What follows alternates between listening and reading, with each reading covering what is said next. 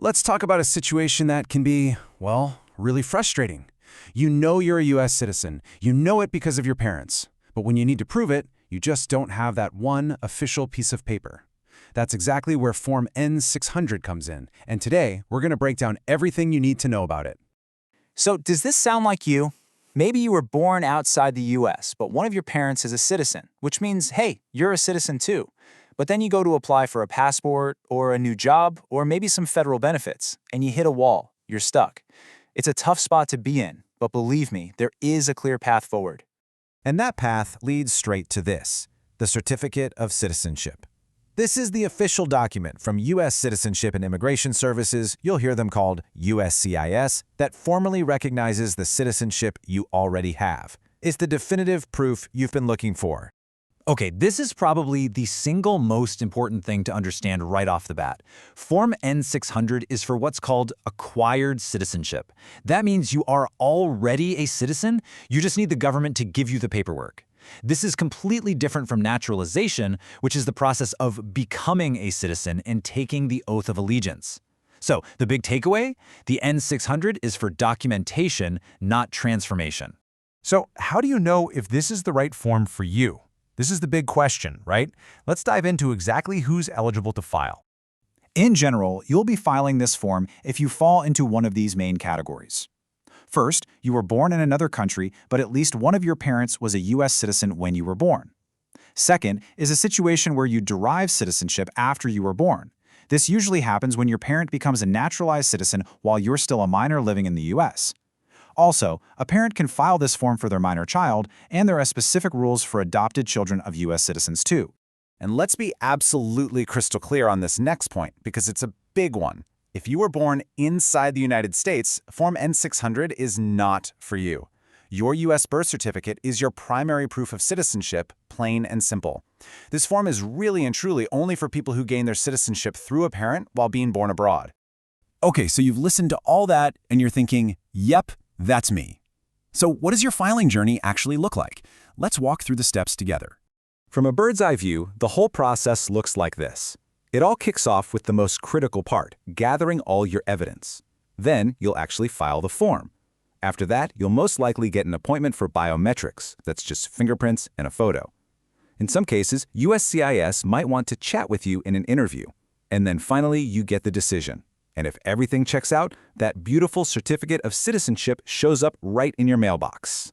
Now that first step, gathering evidence, is everything. Seriously, you're basically building a case with paperwork to prove your claim. You'll need things like your birth certificate, of course. You'll also need your parents' proof of citizenship, like their passport or their own birth certificate. Then you need to show the link between you two with something like a marriage certificate or an adoption decree. If you have a green card, you'll need that too, plus a couple of recent passport-style photos. When you're ready to submit everything, you have two choices.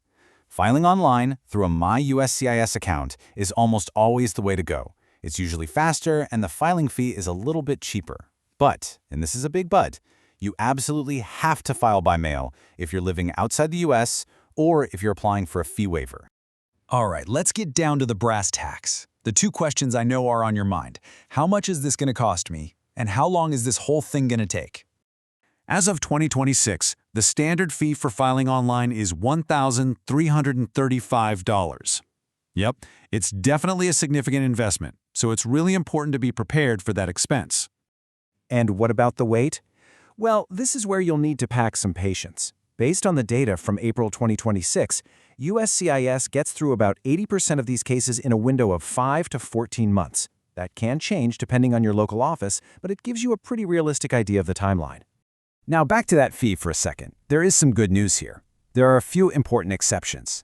Members and veterans of the U.S. military often don't have to pay. The fee is also waived for many children adopted from overseas. And if you have a low income, you might be able to apply for a full fee waiver to cover the entire cost. Okay, let's wrap this up with some wisdom. Some crucial tips to help make sure your application process is as smooth and painless as possible, and to help you avoid some common roadblocks. So where do people usually run into trouble? What causes those frustrating delays or even denials? It almost always boils down to evidence. Either not enough proof of the parent-child relationship or not enough proof of your parent's citizenship history. Other classic mistakes? Using an old version of the form, always check the USCIS website, or just sending in a messy, disorganized pile of documents. And if your family history is even a little bit complex, maybe with a divorce or an adoption, you've got to be extra thorough. And here's a huge pro tip to consider before you even start. For a lot of people, especially if your case is pretty straightforward, just applying for a U.S. passport might be a much faster and cheaper way to get official proof of your citizenship. A passport works for most things, so it's definitely an option worth looking into. And this brings us to what is maybe the single most critical piece of advice I can give you. And I want to share this directly. If your situation has any layers of complexity, we're talking adoption, a birth outside of marriage, several name changes, or any kind of previous immigration issue, you should strongly consider talking to an immigration attorney. Their expertise can literally be the difference between getting approved or denied. Look, the path requires patience, and it definitely requires a lot of paperwork, but the result is so powerful. A certificate of citizenship isn't just a document. It's the government officially recognizing the identity you've had all along. It's the key that can unlock doors that might have been closed to you before. So the real question isn't just if you're ready to claim it, it's what are you going to do once you have it?